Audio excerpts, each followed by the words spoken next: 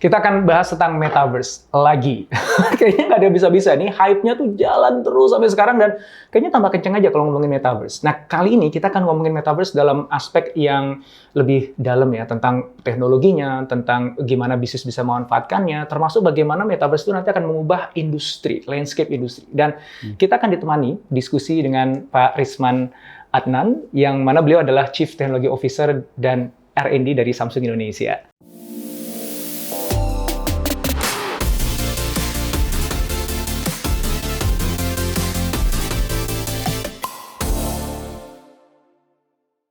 Pak Risman, ya. Metaverse. Ini kan sesuatu yang sebenarnya udah lama, tapi kemudian dipopulerkan sama Zuckerberg ya di akhir tahun kemarin. Saya penasaran banget, bagi seorang Risman Adnan, CTO and R&D Samsung Indonesia, Metaverse itu apa? Semuanya udah ngomongin Metaverse ya, Pak.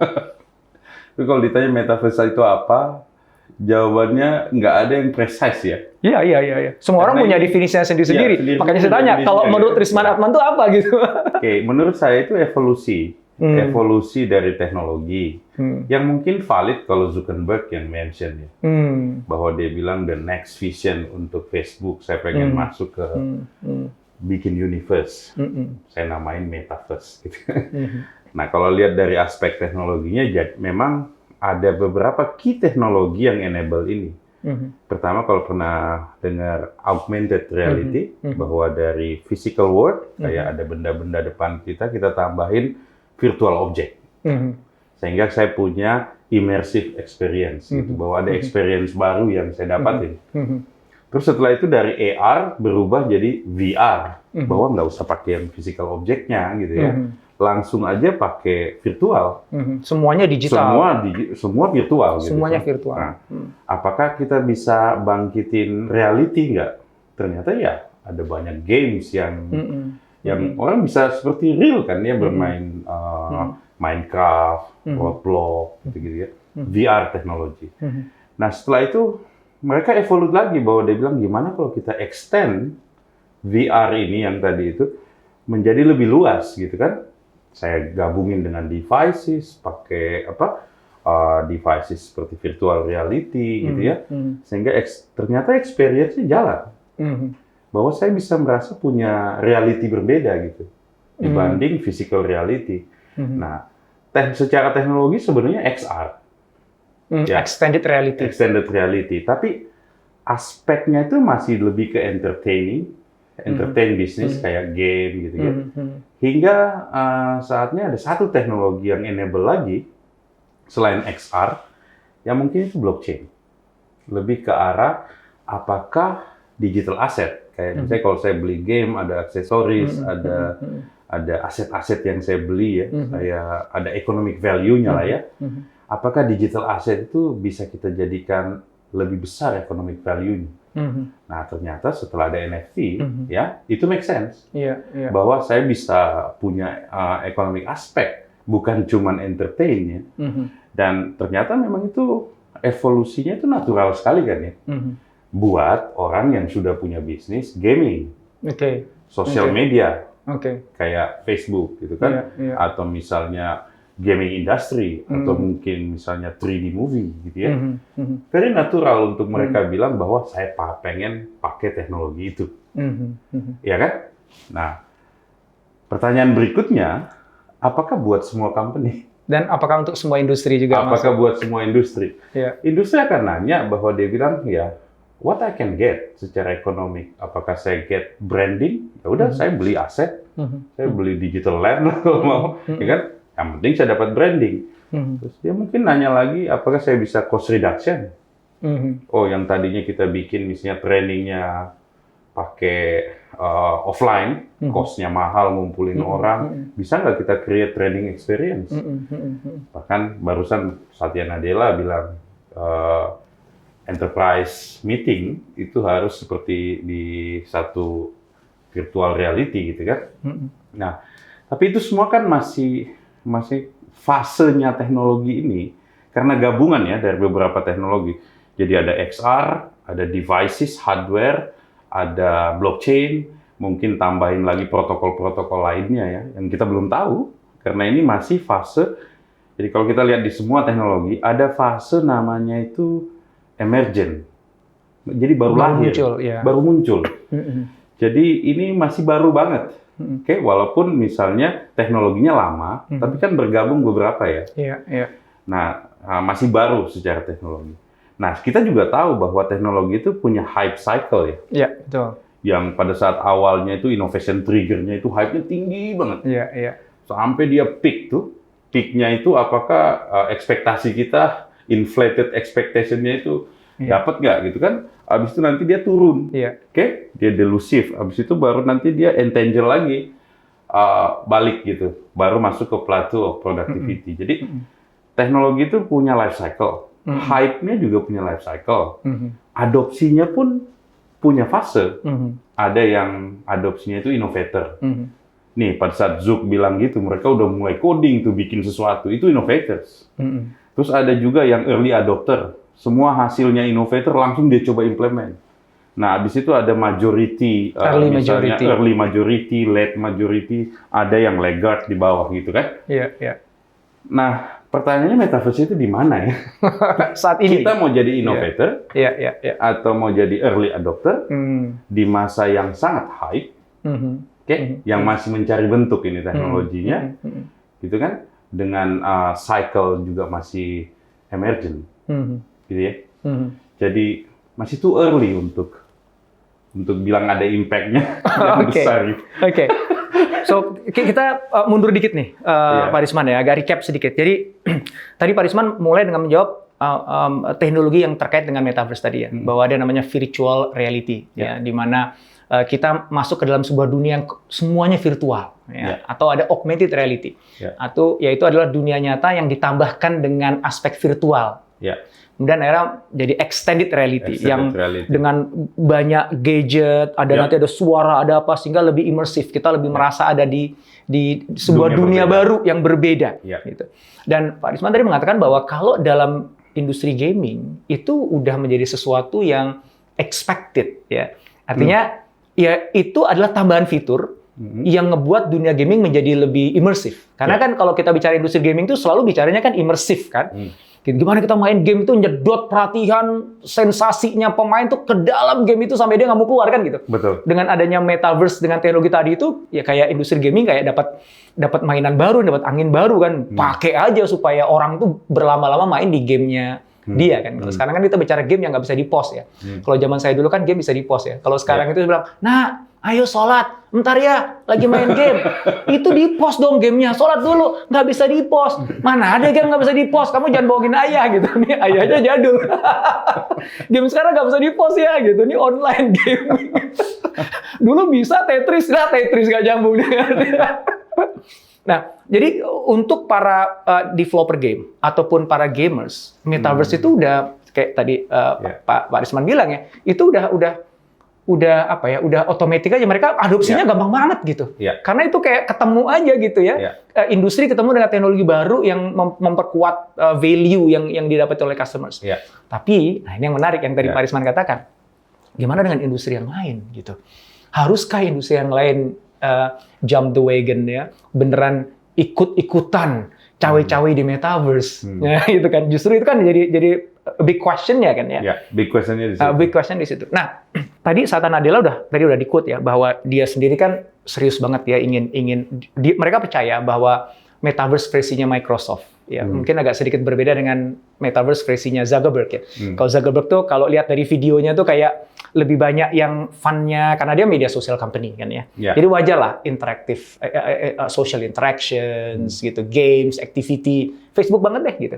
Kalau Satya Nadella kan Microsoft Word banget gitu. Excel banget gitu. Pikirannya itu kerja gitu kan, productivity gitu kan. Meeting gitu. Maka bentuknya gitu kan, pakai Microsoft Teams-nya dia dibuat begini-gini. Ya menurut aku sih bagus sih, Pak Risman. Karena Pak, jadi masyarakat tuh jadi punya metaverse itu bukannya cuman kayak yang diomongin Zuckerberg loh, yang diomongin Nadella itu juga metaverse juga. There are many faces of metaverses. Jadi metaverse itu punya wajah yang berbeda gitu ya. Nah, kemudian tadi Pak Risman mengatakan cerita tentang hype cycle itu ya. Kalau di industri gaming, ya kita ngomongin per industri nih. Sebelum nanti kita ngomongin industri yang agak jauh dari gaming gitu ya.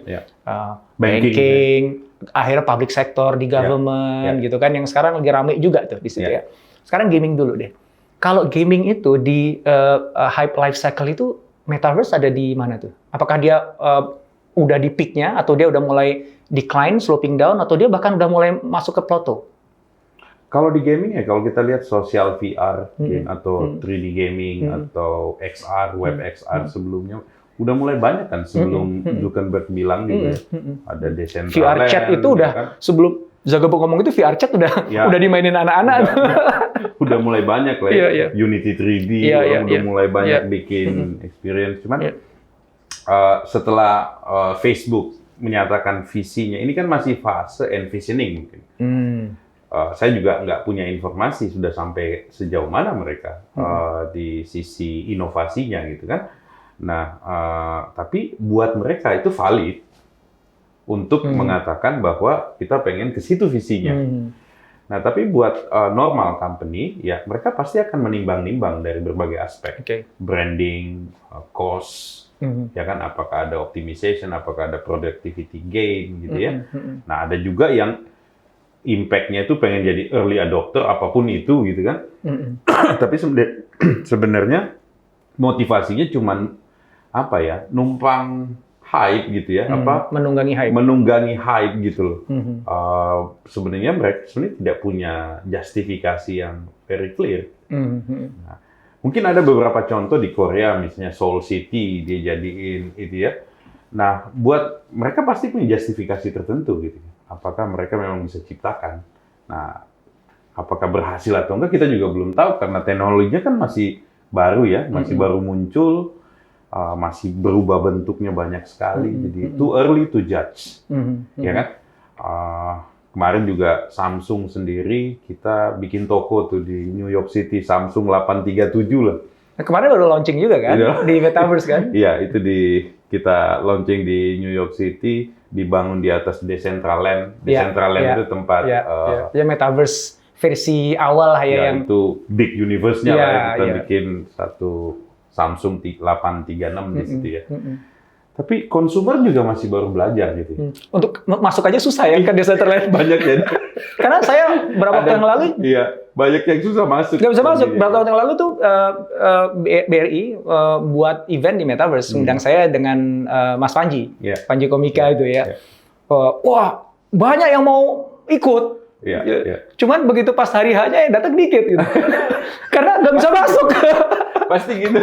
Padahal kan sebenarnya nggak harus pakai VR headset ya. Sebenarnya kan pakai handphone aja juga bisa gitu, pakai desktop bisa. Tapi kan tetap orang kan nggak familiar kan. Biasa pakai Zoom aja tinggal klik selesai gitu ya. Belum lagi pakai beginian kan. Masih bingung lah ya. Karena memang teknologinya masih emergent. Ya kan masih baru muncul. Nah, adopsinya juga masih di level inovator.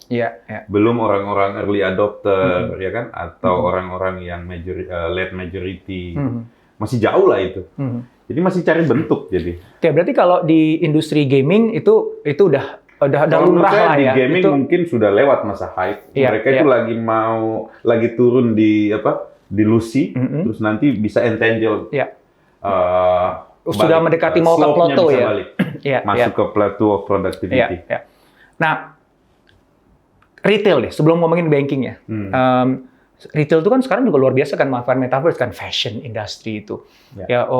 Gucci, Dolce Gabbana, mereka udah punya jualan baju virtual di Roblox, di Fortnite. Itu ya. Jadi saya bisa beli baju fisik, di saat yang sama saya punya di saat yang sama saya juga punya baju virtual untuk dipakai avatar saya nanti di metaverse. Jadi saya di dunia nyata pakai baju yang sama dengan avatar saya di metaverse gitu. Wow. Itu kan sepatu Nike, Adidas itu kan semuanya di Sandbox, dia udah punya toko di sana dan kita semua udah bisa beli sepatu digitalnya ada di sana untuk dipakai oleh avatar gitu. Bahkan fashion show di metaverse juga sudah mulai ada. Nah, kalau dalam pandangan Pak Risman ini itu lebih kepada memang memang bisnis akan bergerak ke sana. Karena beberapa orang tuh menyebutkan bahwa metaverse itu adalah the next gold mine-nya fashion. Ya. Jadi kalau misalnya kita bikin baju itu dalam dunia nyata mungkin ada keterbatasannya gitu ya.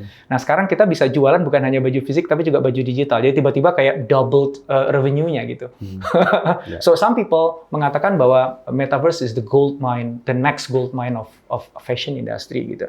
Some people mengatakan bahwa no, it's just branding. Itu cuma branding aja supaya kita kelihatan bahwa kita paham loh gitu. Kita tuh nggak ketinggalan loh gitu. Kalau dalam pandangan Pak Risman, sebenarnya kalau make prediction itu gampang sekali ya. Just predict. Kalau salah nggak ada punishment. Kalau benar nama kita terkenal gitu ya. Tapi ya mungkin kalau saya sih ngelihatnya too early. Dan ini udah biasa di industri IT ya. Waktu AI ini pertama kali kita dapetin yang namanya deep learning technology dengan GPU, neural network jadi lebih cepat. Seakan-akan kita udah bisa bikin robot seperti manusia. Sampai sekarang ada nggak? Karena ternyata waktu kita menuju ke sana, it takes time.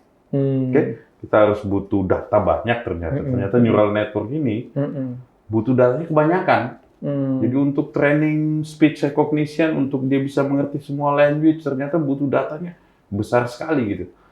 Dan ya belum kejadian sampai sekarang, it takes more dekade, berapa dekade ke depan gitu ya. Nah, kalau metaverse, ini baru lahir kayak AI baru lahir, kita terus tiba-tiba bilang nanti company akan begini. Ya semua orang juga udah mulai rame loh. Ya, orang udah mulai rame, banyak yang melakukan prediksi-prediksi tadi. Menurut saya sih too early. Karena masih banyak dari sisi teknologi ya, kalau kita lihat nih komponen teknologinya.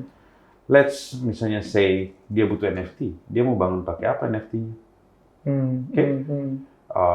Mau model konsensus protokolnya gimana?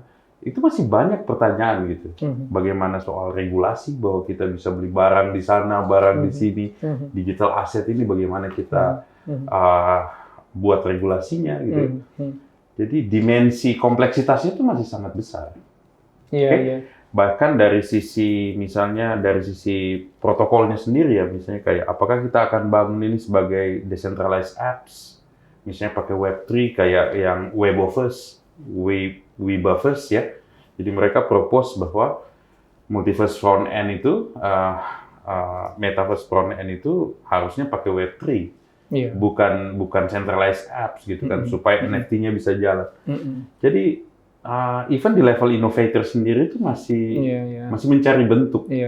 Jadi terlalu early untuk worry gitu. Tapi kalau mau predik ya, saya rasa teknologi ini sesuatu yang nggak bisa kita stop. Ini sesuatu yang nggak bisa kita stop. Artinya metaverse will happen. Hanya bentuknya aja yang kita nggak tahu, gitu kan. Nah, apakah itu cukup menjadi justifikasi bagi brands atau corporation? Mungkin awalnya dari gaming company, social media company, ya kan, atau company yang memang udah make sense untuk dia evolusi ke metaverse ya. Tapi kan nanti teknologi jadi lebih mudah sehingga yang lain juga bisa menggunakannya gitu. Ya, jadi menurut saya sih nggak akan bisa di stop. Nggak mungkin kita innovate ke depan terus kita pengen balik lagi. Kalau memang diadopsi ya. Kayak misalnya sekarang kita udah punya handphone, mau nggak kita balik lagi pakai mesin tik atau pakai komputer zaman dulu gitu kan? Kan nggak begitu ya. Teknologi selalu kita build untuk ke depan. Begitupun yang ini, begitupun metaverse menurut saya. Mulai dari sisi XR teknologi, saya nggak terlalu sreg dengan kata metaverse karena bukan teknologi term gitu ya. Itu sebenarnya termnya Facebook, bukan termnya teknologi. Itu branding lah ya. Lebih mungkin bisa dibilang XR.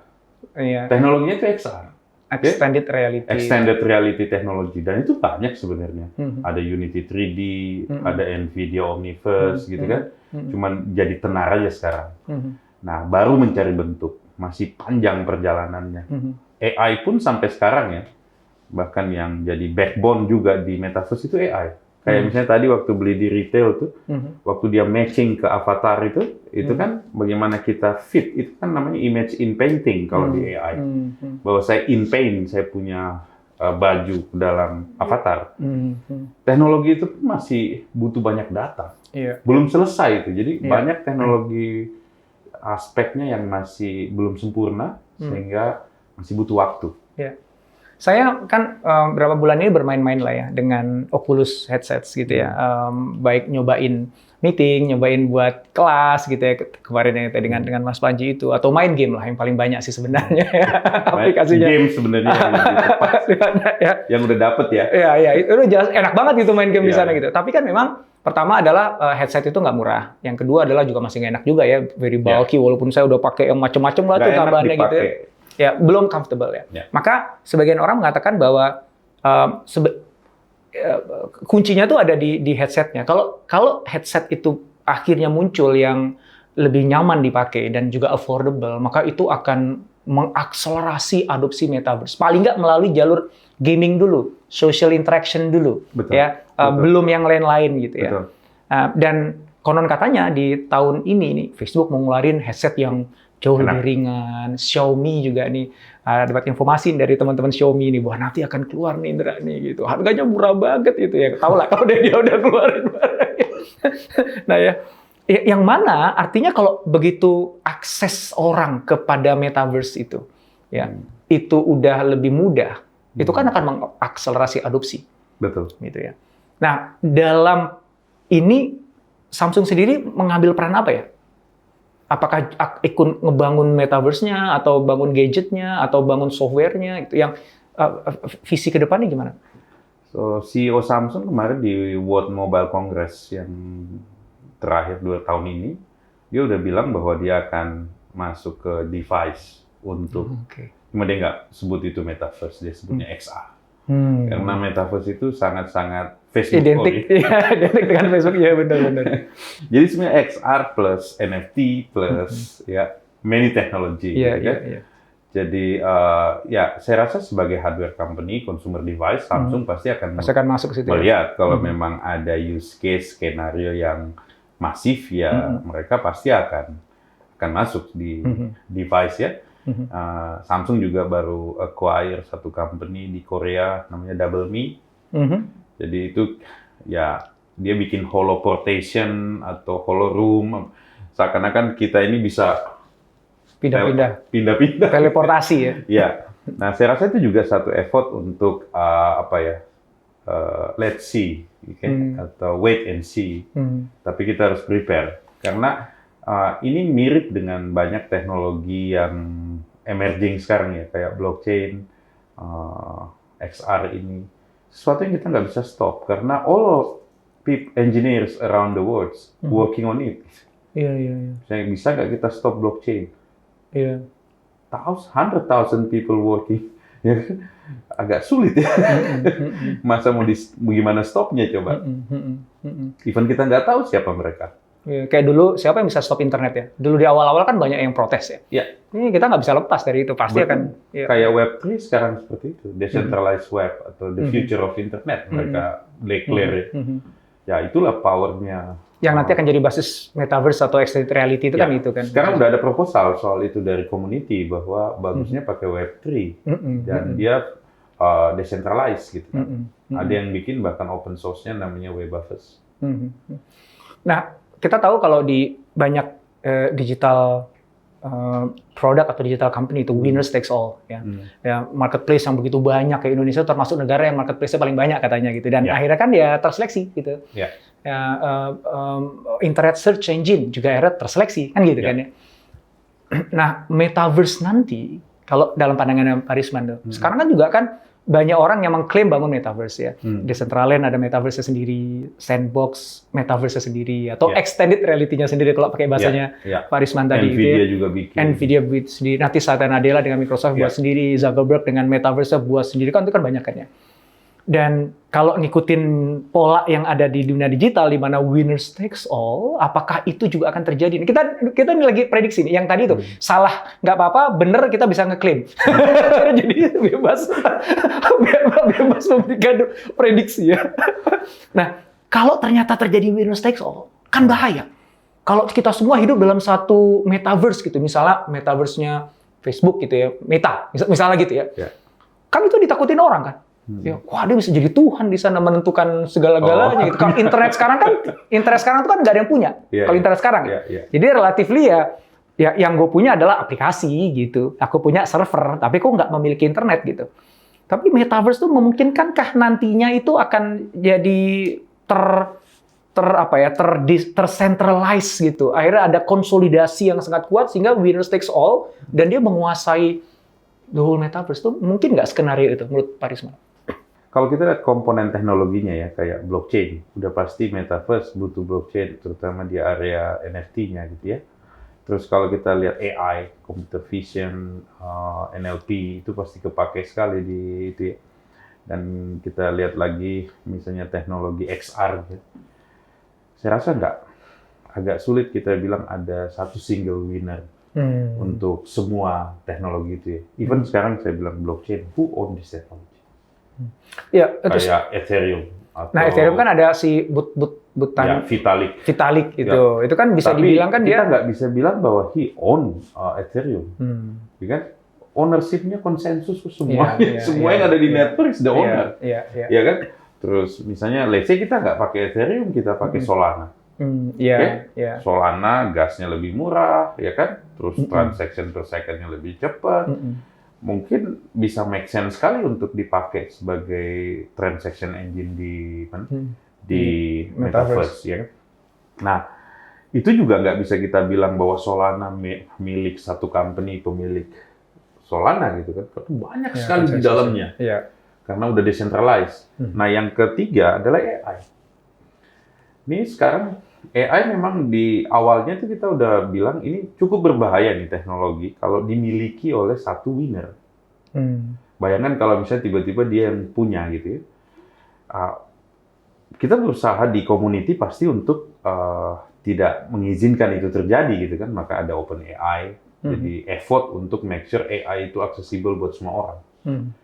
Nah, tapi kita nggak tahu apakah ada yang udah bikin gitu, kita nggak tahu gitu. Dan kalau misalnya tiba-tiba dia dapat general intelligence gitu kan, yang dia keep for himself untuk ruling the world, nah itu kan yang bahaya. Nah, tapi untuk metaverse saya nggak ngelihat. Karena ada AI-nya, ada blockchain-nya, jadi komponen ada XR-nya, banyak sekali komponen dan variabelnya sangat banyak sehingga sulit untuk dikuasai oleh satu pihak aja ya. Sulit. Which is itu good news dong sebenarnya. Good news, karena misalnya Nvidia, apakah dia bisa, ya mungkin Nvidia untuk 3D rendering dengan artinya setiap orang gitu itu ngambil perannya masing-masing yang berbeda-beda. Ya. Gitu. Instead of ruling them all, dia ngambil peran beda. Microsoft gua ambil peran di sini deh, Nvidia ngambil peran di sini deh. Aku 3D modelingnya gitu ya, world buildingnya gitu-gitu ya. Ya, Nvidia dengan hardware GPU-nya dan toolingnya ya. Tapi kalau kita lihat XR community itu yang bikin open source untuk XR, misalnya bikin Weba First ya, banyak sekali itu yang bikin ya kayak teknologi-teknologi open source gitu. Agak sulit ya. Nah, dalam semua itu Samsung ingin mainnya di mana tuh? Samsung tetap identitinya sebagai consumer electronic devices. Ya. Kita buat memori, kita buat semiconductor, buat hardware. Ya. Jadi di hardware side-nya yang dimainkan di hardware side-nya, karena itu core bisnisnya. Tapi ya tadi saya bilang ada satu company di acquire di Korea, mungkin mereka lagi explore. Iya. Nah, ngomongin explore itu, sekarang ke bisnis nih, retail udah kita bahas ya. Kemudian nanti banking juga lagi rame nih ya, lagi pada buat cabang di metaverse. Cabang. Ya, public services ya, kotanya Mas Ridman ini juga lagi buat metaverse. Ya, 2 tahun lalu saya udah lihat prototipe aplikasi VR untuk transaksi kayak internet banking pakai VR. Gitu. Tapi it's not metaverse ya, it's a VR teknologi. Oke. Bukan metaverse. Metaverse ini kan dalam artian ada interaksi antara users, ada economic transaction, ada digital transaction di dalamnya, ada aset yang kita build di dalamnya kayak universe. Iya, seperti dunia realita gini, cuman dia dalam bentuk digital kan gitu ya. Menurut saya itu masih di level visi, buat kita mau ke sana. Tapi belum benar-benar kejadian selain di gaming industry mungkin. Iya, itu tuh menarik tadi ya. Jadi bahwa betul, jadi ada beberapa kawan-kawan kan, nih kita lagi buat metaverse company ini gitu misalnya, atau kita lagi ngembangin metaverse nih gitu. Tapi kemudian setelah kayak apa sih yang lo buat gitu? Oh, lo buat VR gitu. Jadi VR, banyak orang yang mengartikan virtual reality dengan metaverse, padahal enggak gitu ya Mas ya. Enggak. Nah itu supaya kita lebih paham nih perbedaannya apa. Metaverse tuh gini loh, kalau VR tuh begini gitu. Supaya kita nih nggak salah nih, VR dibilang metaverse nanti gitu. Itu banyak yang dia punya imajinasinya ya, bahwa nanti kita akan punya satu lahan, misalnya kayak di Kalimantan sana, lahan, terus nanti orang beli tanah. Ilustrasinya itu seperti physical world kita sekarang, misalnya kita beli tanah di Depok, di Bintaro gitu, terus ada yang bikin toko di sini, akhirnya nilainya jadi tinggi gitu ya. Tapi apakah akan seperti itu? Seperti itu maksudnya? Maksudnya apa akan kejadian seperti itu? Memang bahwa ada harganya akan lebih tinggi gitu-gitu. Ada beberapa company coba kemarin beli tanah di mana kayak Nike beli tanah banyak di Sandbox, di sana tuh banyak ya. Gitu. Nah, itu kan baru explore ya. Tapi apakah akan di-accept oleh banyak orang sehingga mereka invest more gitu ya? Itu masih question mark. Menurut saya too early to judge juga. Karena bisa jadi kejadian. Tapi buat Nike dan lain-lain, company-company yang try, kayak orang yang beli NFT sekarang, itu kan coba-coba dulu ya. Oh ternyata jalan. Ada yang jalan, ada yang juga zong. Ada yang ini. Iya, kayak Twitternya ya begitulah Jack Dorsey. Masanya teknologi di saat dia baru emergent gitu ya, baru muncul. Nanti dia akan entran the market atau dia mulai the market. Habis itu dia baru jadi key teknologi, baru jadi mature. Habis itu pasti decline lagi. Nggak ada tuh teknologi persis, karena pasti ada new teknologi kan. Kayak ya zaman dulu itu kaget banget kita waktu database pertama kita bisa buat. Tahun saya lulus tahun 2000, saya kaget lihat software, ada namanya software database. Pikiran saya cuma file system. Karena kelamaan di kampus gitu, saya nggak ngelihat software database. Terus saya lihat, wah udah canggih sekali ya. Tapi sekarang database udah declining. Udah declining. Udah banyak open source-nya, orang bisa make your own database gitu. Jadi metaverse itu kan karena masih embrionik banget, masih Sangat awal banget, embrionik. masih berkembang. Berarti sebenarnya tidak bisa sekarang kita mengatakan bahwa apapun yang sedang ada di luar sana, bahkan Decentraland, Sandbox yang sudah sangat terkenal itu tuh belum bisa dibilang itu metaverse sekarang. Belum. Tapi mungkin itu ya kayak kalau kita mau sneak peek deh ngelihat lah visi metaverse tuh mungkin agak akan seperti itu. Tapi mereka bukan metaverse. Nah, balik Saya lagi rasa mereka mungkin lagi envision apakah ini harus jadi centralized app atau decentralized app kayak di build over blockchain network gitu ya. Artinya mereka sendiri pun juga masih mencari-cari masih metaverse yang mereka ingin bangun tuh yang kayak gimana gitu kan. Nah, maka kalau tadi dibandingkan dengan VR, ya beda banget. Kalau VR itu kan sebuah teknologi yang sekedar untuk buat dunia 3 dimensi dan kita bisa main ke dalam, itu kayak sebenarnya kayak game tuh udah banyak yang VR. Cuman bedanya kita nggak pakai VR headset kan gitu kan. Gitu. Jadi jangan salah loh, VR dengan metaverse itu dua hal yang berbeda. Metaverse bahkan kita sendiri juga masih belum bisa pinpoint metaverse tuh definisinya apa, yang udah diakui semua orang juga kan nggak ada juga gitu kan. Agak mirip dengan AI sih sebenarnya. Maksudnya AI itu agak sulit kita capai karena kita sendiri kan nggak ngerti intelligence itu apa. Bagaimana kita bangun sesuatu yang kita nggak mengerti itu apa? The main problem dengan AI itu kan, because kita nggak mengerti what is human intelligence. Apakah kemampuan bedain objek, bedain teks, apakah cuma itu? Yang mana sekarang AI-nya lebih banyak ke situ gitu. AI-nya ke situ, misalnya untuk saya bisa bedain ini objek bunga, ini vase gitu ya. Kalau AI sekarang nih, saya butuh data mungkin 1000 foto bunga dan foto vase. 1000 image. Nah, apakah manusia belajarnya AI-nya seperti itu? Kan enggak. Saya mungkin nggak pernah lihat beginian sebelumnya, tapi saya tahu ini vase, ini bunga gitu, karena dia dipadanin gini. Jadi AI sekarang itu masih jauh. Nah, kenapa kita nggak bisa capai yang seperti kayak kemampuan kita? Karena kita nggak mengerti. Begitupun metaverse, kita itu tidak mengerti. Metaverse itu apa sebenarnya? Bagaimana? Iya.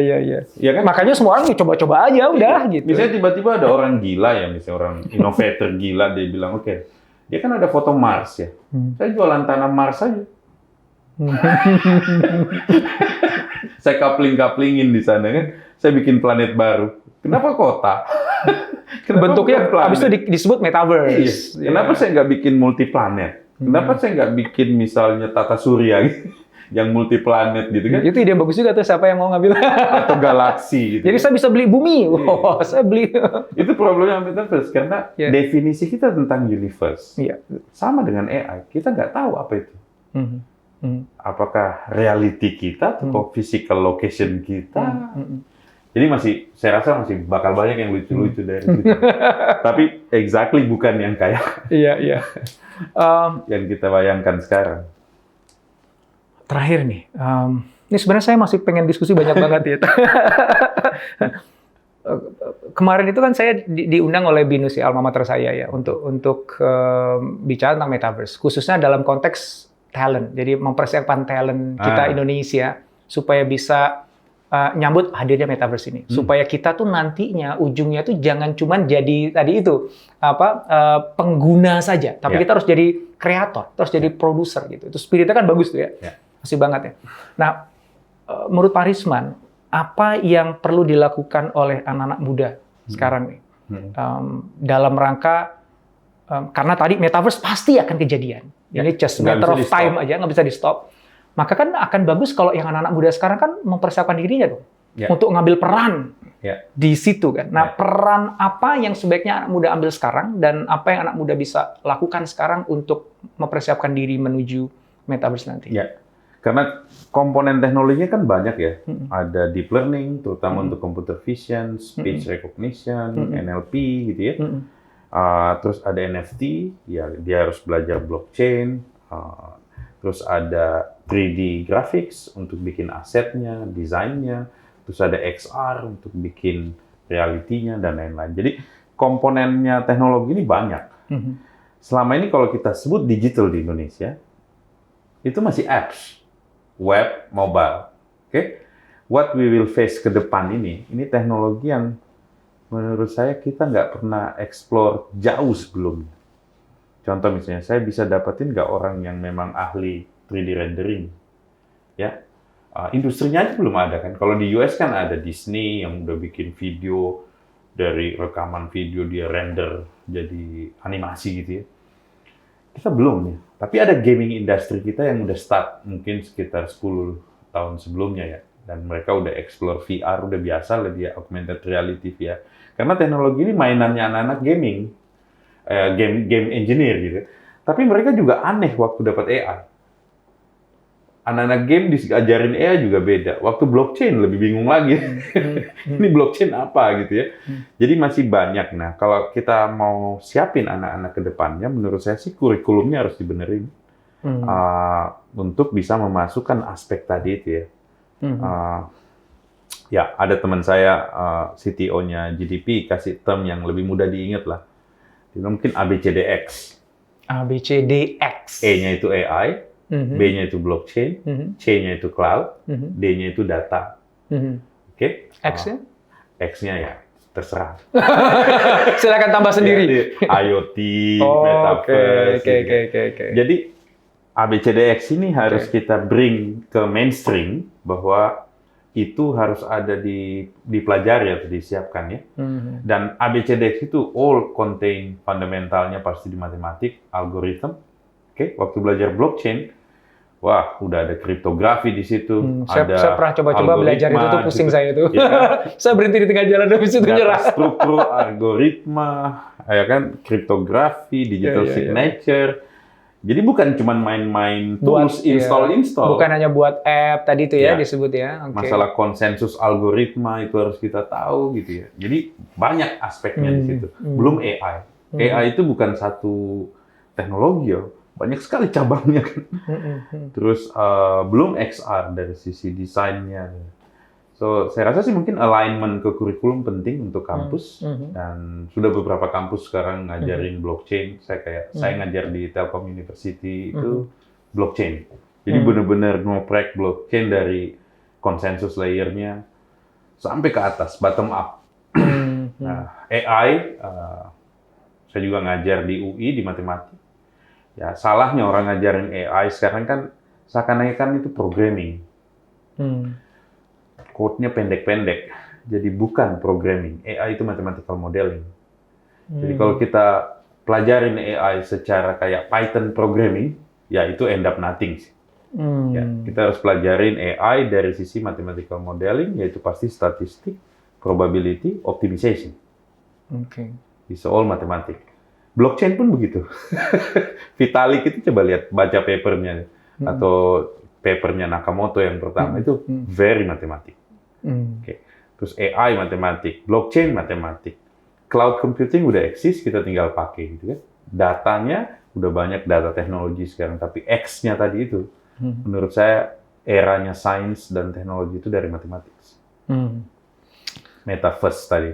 Wow, metaverse itu sebenarnya in its essence adalah mathematics. Mathematics. Wah. Nyesel dulu nggak ikut les matematika yang Coba serius. baca blockchain itu ya, kalau lihat paper-papernya blockchain soal konsensusnya, is all mathematical model. Ya, ya. Jadi agak sulit buat yang mathematical levelnya rendah, itu baca paper-paper blockchain. Iya, iya. Nah, kalau kita nggak baca paper, akan penuh dengan hype. Karena nggak memahami Karena nggak fundamentalnya. mengambil fundamental, ini sebenarnya apa teknologi? Bahwa ini ada Merkle tree yang distributed, ya, yang anti nggak bisa ditemper. Kalau ada yang coba temper, nggak akan diterima karena ada husky-nya. Udah sangat Wah, technical banget nih. panjang lah ceritanya itu. Ini saya jadi teringat ketika dalam kursus online blockchain itu, disinilah saya akhirnya berhenti, nggak meneruskan. Udah pusing kepala saya. Ini kayaknya nggak sanggup deh. Ya, tapi kayaknya kalau mau innovating, kita harus facing itu Iya, ya. iya. Buat anak-anak, Iya. student-student yang lagi Iya. di sekolah. Jadi artinya untuk anak-anak muda nih yang menyaksikannya, ya, itu dunia metaverse itu pasti akan terjadi satu. Akan, Dan nggak bisa ini di-stop. sekarang lagi development. Ya. Ya. Dan kalau teman-teman ingin ikut serta di situ, membangun metaverse-nya itu, maka pintu masuknya itu banyak. Ya. Tapi yang fundamental tadi mathematics itu menjadi Ya. prasyarat gitu ya. Ya. Habis itu mau ngambil di aspek AI-nya Ya. atau tadi 3D modeling-nya Security-nya, semua matematik. atau NLP-nya, natural language processing-nya, macam-macam itu pilihan aja masing. Setiap orang mau ngambil perannya yang mana, mau mainnya di mana. Ya. Bahkan kalau kita bicara metaverse kan tidak hanya atau extended reality tadi kan, nggak hanya ngebangun infrastrukturnya kan, tapi membangun dunianya kan, world building-nya. Ya. Berarti kan bicara 3D modeling kan, ngebangun bangunannya, bangun apa gitu. Full of algorithm itu. Iya. Tidak semudah yang dibayangkan Nggak semudah yang ngebuat dibayangkan. 3D animation ya? Enggak. Ada ya bagian itunya, tapi nggak semudah itu. Wow, makasih banget diskusinya Pak Risman, belajar banyak tentang bukan hanya metaverse tapi juga blockchain, AI.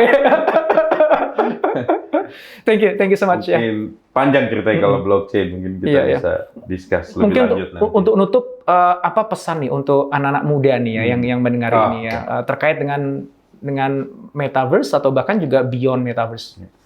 Ya, mungkin mereka yang lagi di bangku kuliah sekarang, they are in the golden time of technology. Yang setiap bulan kita bangun, baca paper, lihat di luar sana ada hal baru yang kita belum lihat sebelumnya. Di masa kita, waktu kita lulus ya mungkin setahun sekali kan, atau 5 tahun sekali gitu ya. Terlalu lambat kayaknya dunia bergerak. Nah, mereka ini di golden time. Nah, cuman kalau mereka di golden time, tapi bukan menjadi bagian dari itu, dan hanya menjadi user, menurut saya sayang sekali. Nah, jadi kalau masih di bangku kuliah, saran saya sih back to fundamental, pelajarin sains dan teknologi, ya. Sains itu menyangkut semua yang berhubungan dengan alam gitu ya. Kayak misalnya kita mau bikin robot ya, kita pasti niru animals, kita niru mechanics yang sudah ada di alam, dan itu pasti physics, biology. Kalau kita mau bikin blockchain, pasti mathematics. Kalau kita mau bikin metaverse, ya pasti ada aspek art-nya, tapi aspek teknologi sainsnya itu juga tinggi. Jadi, this is the time sih untuk back. The golden time. Ya, it's a golden time. Nggak akan terulang menurut saya. Wow. Ya. Makasih banget waktunya, Pak Risman. Thank you. Terima kasih.